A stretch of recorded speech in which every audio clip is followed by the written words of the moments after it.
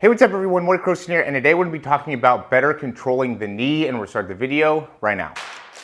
This is the newest edition of the Performance Lab. Reach your individual goals. You don't want to just talk about straight line speed. We also want to talk about your ability to be quick. We break down your video. Let's make you into the quarterback I know you can become. All right, so this is something that we really put a big focus on here at the Performance Lab, and really when I'm working with different athletes, I really want to make it so you have a great understanding of when we're loading, when we're landing and bending, and really just getting a great understanding of how to control your knee. Here are going to be a couple exercises that will really help in being able to effectively do that, and I'm going to try to go through really as many different things that I can when it comes to progressing the difficulty of being able to load the knee. And this is really going to put a big emphasis on being able to stay healthy when it comes to knee injuries, ACL, MCL, PCL, all those types of things, as well as overuse within the patellar tendon and runner's knee, and just different pains and aches that end up being a big problem. We'll go ahead and get right into it. I'm going to start off with just like a box here, and I have different heights in terms of the boxes. I would say a little bit bigger would be probably better when you're first starting, but just working on being able to bend fully within that knee and really maximizing our range of motion through the ankle, right? Understanding how that should feel, what that should be like. And even within that back leg, I'm thinking about being able to keep that back heel up, really being able to maximize my hip range of motion on that back side. And then another good one from here, and this is going to just be like a slow kind of progression. I'll just be up on the box. This one, a smaller box would be better. And I'm just going to control being able to come right back down. You can see a little bit of wobble there as I'm going through. And so I want to just be able to think about going straight down, keeping this knee facing straight ahead as I'm going through. All these things we could do 4 or 5 times. You know, this is almost like a way of being able to just check to see how well you're able to control within your leg, and just having a good understanding of what needs to be strengthened, what needs to be improved. We can also do lunges, right? When I'm lunging, I just want to be able to absorb through that leg, make it so that knee is going straight ahead, doesn't want to be transitioning inwards. Okay, and we can go both forwards as well as backwards. Same idea for both, really making sure I get plenty of toe extension on that back leg, keep that back heel up. And then I also want to be able to go to the side, right? Step into the side. And as I'm doing that, being able to control, get good extension on this leg, good chest position, being able to come all the way up, all the way down, and then do the same thing to the other side. All right, these are all very basic, very kind of slow exercises. And then we'll progress it up a little bit more difficult here. So this one's just going to be a single leg squat to the box. So I'm on one leg. I'm going to have this foot off the ground, and I'm just going to sit down, stand right back up. When I'm doing that, I want to just make sure that my knee doesn't cave in. I just have great control going up and down, and I can do that on both sides, keeping this toe facing straight ahead. I can progress this based off of my age, my height, and how well I'm able to stabilize. I can also add weight on that as well. I can also go single leg where I'm here, going all the way down, coming back up from there, and just trying to use this a little bit. Okay, and I could use a door, I could use just one hand to be able to help me stabilize, right? Just to be able to balance. But I want to be able to really progress to a point where I really don't have to use that at all as I'm coming up. Just still being able to stabilize within the knee. And then here I just have like a probably 5, maybe 10 pound bar, right? I just have to be able to, this really makes it so I have to keep my shoulders up as I go through this. And I'm just gonna go back to having the box back behind me, bench, whatever it ends up being, and working on being able to squat down, come right back up. It makes it much more challenging when you have this back behind you. It really makes you wanna cave in with those legs. You really have to be able to keep that arch up, really have to be able to stabilize within the hips. We don't want our hips to end up coming too far out to the side. That's an important thing when it comes to controlling the knee and really building the strength that's going to make it so we can properly control the knee, is really being able to get the control of the hip to make it so we're not going too far outside. We're able to keep everything nice and locked in. Okay, then from here we can just work that for ATG lunge, where we're coming all the way down, getting that hamstring onto the calf and being able to get plenty of range of motion through there.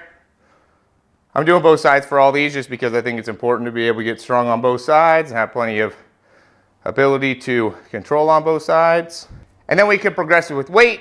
So now I'm going here, shifting all the way through, controlling back, I was using 20-pound weights for that last exercise, and I'm gonna do it again for this one. I definitely would typically use more, maybe not that much more for the lunge, but definitely for this, we wanna just make sure that I have my foot plenty back behind me, so I don't wanna be really crunched up with my foot position. I wanna be able to get good extension in that back leg. I should be getting not a huge hip flexor stretch, but a bit of a hip flexor stretch as I'm going through this exercise. And then it's just important, I'm controlling my knee. I'm thinking about the position of my body as I'm going down and coming back up. All right, so these are all just putting a big focus on just controlling the knee. With this, I would also be adding in different types of ankle exercises and hip exercises too, as well as being able to improve the range of motion there. When it comes to just focusing on the knee, we should have a good foundation of what it is that's going to be able to stabilize here.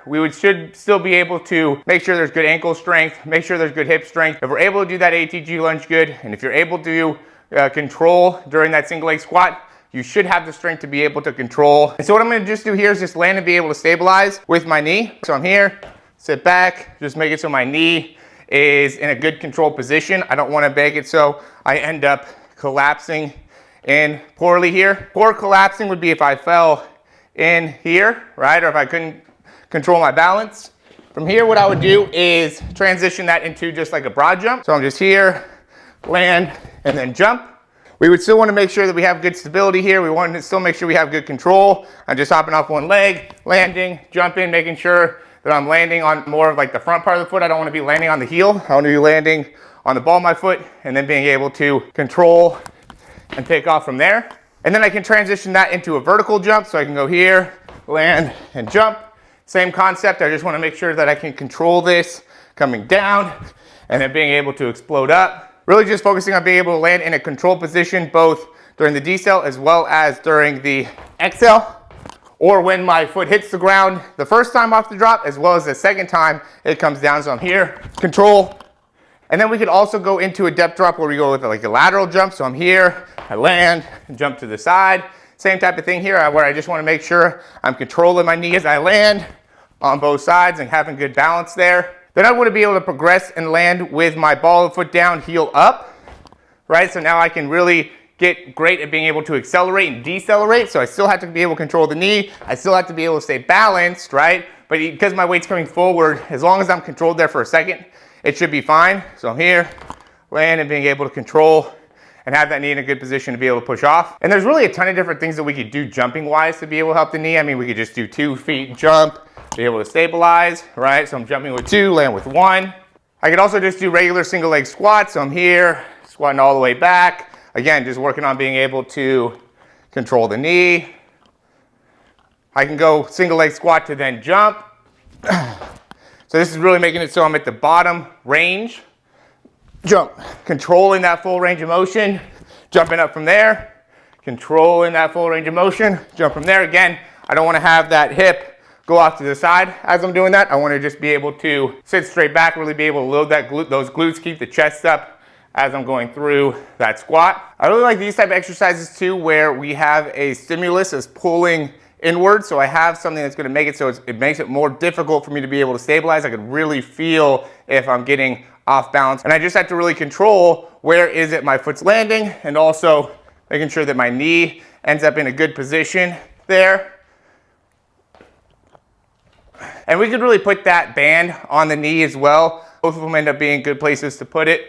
I think the ankle ends up being a little bit better just because you really have to position your foot in a correct way in order to properly stabilize. We could do that landing. We could also do that jumping, right? I have to really be able to control my ankle, control my knee. As I'm landing, I want to be able to land on the ball of my foot, have my weight on the inside. And here's another great exercise when it comes to being able to load the knee. I know we don't all have something like this as a bar, but by the time we got to this point, we should really have a lot of strength and a lot of control. But just being able to do single leg squats from this position, really be able to create a lot of load in that bottom position, and then being able to really control getting out of that position, utilizing the glutes, utilizing the hamstrings. I'm using this to be able to balance and control. But just another great way to be able to really maximize control of that lower body. So I don't know how many exercises we just went over. I know there was a good amount of them there. Really gives you a good understanding of what it takes to be able to get a wide variety of different positionings within the knee and different stimuli to be able to really challenge the control that you have within the knee, which is critical when it comes to sports development, when it comes to being able to stay healthy. So I just want to make this video to be able to create a great opportunity for you to get a wide variety of different understandings of ways you can challenge your knee, ways you can challenge your loading, ways to be able to improve your lower body control in a way that could also be a good workout. I'm sweating, and I didn't only did like 3 or 5 sets of them, but I would say you want to continue to progress through that, and you also don't want to only work that muscle group or just challenge those movements. You want to be able to also strengthen the hamstrings, strengthen the ankles, make sure you have plenty of range of motion in the ankles, strengthen the adductors, the abductors. Not that some of those movements wouldn't have done that, right? A lot of those movements did strengthen those areas, but you also want to be specific in being able to target those areas as well. We don't want to only just do exercises that are going to be movement based. I think it's also important to be able to kind of isolate, to be able to really make sure you can integrate that particular muscle into a pattern. That's why I do both muscle like isolation exercises, such as a Nordic hamstring curl, which is very focused on the hamstrings, or different exercises to strengthen the ankle or get range of motion in the ankle, and then apply that to my ability to actually do lunges and things like that. And a lot of times it just goes through assessment. So when I'm watching somebody move, I'm looking to see, if there's something they do within the lunge, or mostly it's sprinting, things that they're doing within their sprinting patterns, how they are able to accelerate and decelerate, sprint at top speed, their ability to start, their first 3 steps, how they land in their first 3 steps, how they land when they're sprinting. And based off of those fundamentals, I'm able to then go and create different exercise situations to be able to really strengthen that part of their movement, so then they could actually understand how to run faster, how to accelerate better, how to get out of there, start better. So a lot of it is, being able to control the knee to make it so we're able to stay healthy, right? We want to make sure that we don't have any knee issues, but a lot of it also goes into how can we perform better, because if you're doing things that are biomechanically inefficient, not only are you putting yourself more at risk for injury, you're also making it so your foot contact time's longer, also making it so when your foot's coming off the ground, you don't have the most efficient way of being able to cycle through or being able to strike or land. All that ends up making a big difference, especially when it comes to running fast. As always, guys, if you like the information, click that thumbs up down below, subscribe to the channel. Those all really help us out a ton. If you have any questions or comments, you can leave those down below. Thanks for watching, and we'll talk to you soon.